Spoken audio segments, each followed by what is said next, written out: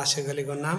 Video మొదటి నుండి చివరి వరకు వినాలని, వీడియో నచ్చినట్లయితే లైక్ చేయండి, కామెంట్లో మీ అభిప్రాయాలు మాకు తెలియచేయండి, ఇతరులకు షేర్ చేయాలని, సబ్స్క్రైబ్ చేసుకోవాలని, ఫాలో కావాలని, మా దేవుని మాటలను జాగ్రత్తగా వినాలని ప్రభు పేరట కోరుకుంటున్నాను. వాక్యం అంటుంది, అడుగుడి మీకు ఇయ్యబడును, వెదకుడి మీకు దొరుకును, తట్టుడి మీకు తీయబడును. అడుగు ప్రతి వాడును పొందును, వెదుకువానికి దొరుకును, తట్టువానికి తీయబడును అన్నాడు. ఇక్కడ ప్రభు ప్రార్థన చేసే సమయంలో, ప్రార్థన చేయడం అనగా దేవునితో మనం మాట్లాడటం. వాక్యము వింటున్నామంటే దేవుడు మనతో మాట్లాడుతున్నాడని. కనుక ప్రార్థన చేసే సమయంలో మన ప్రభువుని అడగాలి. అడిగే ప్రతి వాడును పొందుకుంటారంట, వెదికే వారికి దొరుకుతుంది, తట్టే వారికి తీయబడుతుంది అంటున్నాడు. కావున ప్రభు ఏమంటున్నాడంటే, మీలో ఏ మనుష్యుడైనను తన కుమారుడు తన్ను రొట్టెను అడిగిన ఎడల వానికి రాతినిచ్చునా, చేపను అడిగిన ఎడల పామునిచ్చునా? మీరు చెడ్డవారై ఉండి మీ పిల్లలకు మంచి ఈవులని నెరిగి ఉండగా, పరలోకమందున్న మీ తండ్రి తన్ను అడుగు వారికి అంతకంటే నిశ్చయముగా మంచి ఈవులనిచ్చును కదా అంటున్నాడు. కనుక ఇక్కడ యేసు చెప్పే ఒక మాట ఏమిటంటే, మీలో ఏ మనుషుడైనను తన కుమారుని రొట్టెను అడిగితే రాతినివ్వడు, చేపను అడిగితే పామునివ్వడు. మనము చెడ్డవారుగా ఉండి పిల్లలకు మంచి ఈవులనే ఇవ్వడానికి ఇష్టపడతాం. అయ్యో నా కుమారుడు అడిగాడే అని మంచిదే మనం ఇవ్వడానికి ఇష్టపడతాం.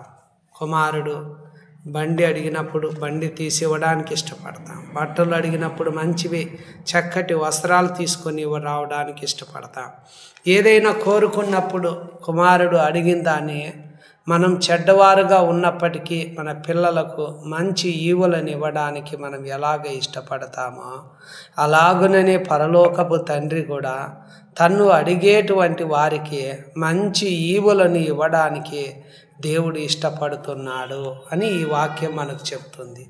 ఏ విధంగా మనం ప్రార్థన చేయాలి, ఏ విధంగా ప్రభువుని మనం అడగాలి అనే విషయం చూసినట్లయితే, ప్రభు ఇక్కడ ఏం చెప్తున్నాడంటే, మీలో ఎవరికైనా ఒక స్నేహితుడు ఉండగా అతడు అర్ధరాత్రి వేళ ఆ స్నేహితుని వద్దకు వెళ్ళి, స్నేహితుడా నాకు 3 రొట్టెలు బదులిమ్ము, నా స్నేహితుడు ప్రయాణము చేయుచు మార్గంలో నా యొద్దకు వచ్చి ఉన్నాడు, అతనికి పెట్టుటకు నా యొద్ద ఏమీ లేదని అతనితో చెప్పిన యెడల అతడు లోపలనే ఉండి నన్ను తొందర పెట్టవద్దు, తలుపు వేసి ఉన్నది, నా చిన్నపిల్లలు నాతో కూడా పండుకుని ఉన్నారు, నేను లేచి ఇయ్యలేనని చెప్పునా?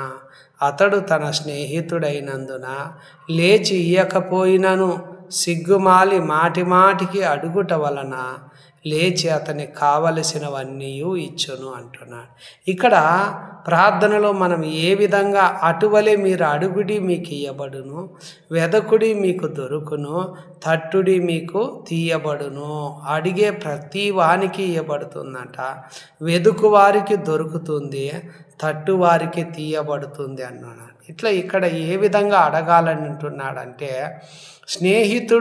స్నేహితుని దగ్గరికి వెళ్ళి ఏ విధంగా అడుగుతున్నాడో అక్కడ ఏమంటున్నాడంటే, అతడు లోపలనే ఉండి నన్ను తొందర పెట్టద్దు, తలుపు వేసి ఉన్నది, నా చిన్నపిల్లలు నాతో కూడా పండుకొని ఉన్నారు, నేను లేచి ఇయ్యలేనని చెప్పడు. ఎందువల్లంటే అతడు తన స్నేహితుడైనందున లేచి ఇయ్యకపోయినను సిగ్గుమాలి మాటికి అడుగుతున్నాడు. ఇక్కడ అతడు ఏం చేస్తున్నాడంటే, మొట్టమొదట తొందర పెడుతున్నాడు, రెండవదిగా సిగ్గుమాలి మాటికి అడుగుట వలన లేచి అతనికి కావలసినవన్నీ ఇస్తున్నాడు.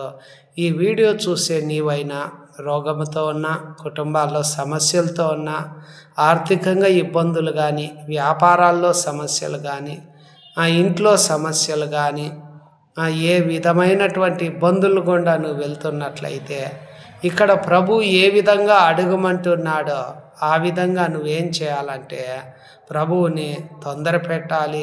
సిగ్గుమాలి మాటికి అడిగితే లేచి ప్రభువుని కావలసినవన్నీ ఇస్తాడు. దేవుడి ఈ మాటలు మీ లోపల దీవించునుగాక.